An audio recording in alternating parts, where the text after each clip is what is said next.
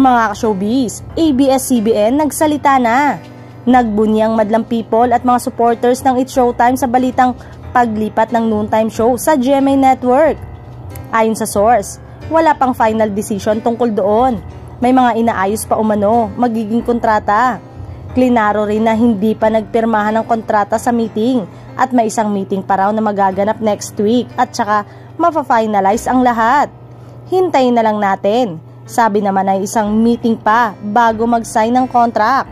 Exciting lang ang lahat ng mga magaganap. Samantalang isa sa napareact si Senator Sonny Angara sa napabalitang paglipat ng noontime show na It's Showtime sa GMA Network.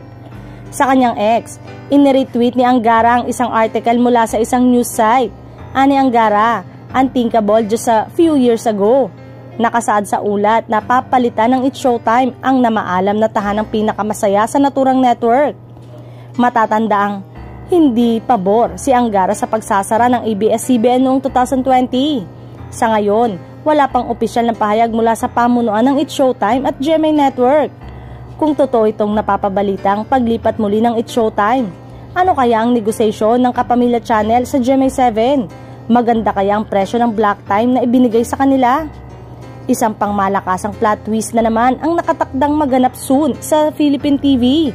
Noong nakarang taon, gumulantang sa mga manonood ang pag-over the backod ng Kapamilya Noontime Show sa GTV, na sister channel ng GMA na matinding kakompetensya noon ng ABS-CBN. Sunod-sunod rin ang mga nangyari at mangyayari pang plot twist sa Philippine television. Nakarating din ang kwentong ang It's Showtime talaga ang first option ng GMA sakaling hindi makapag-produce ang tape ng show dahil sa pag-alis sa mga host ng Itbulaga noong May 31 noong nakaraang taon. Pero dahil sa magandang samahan ng GMA, particularly ng Gozon family sa tape, pinagbigyan ng Kapuso Executive ang tape na i-keep ang kanilang noontime slot.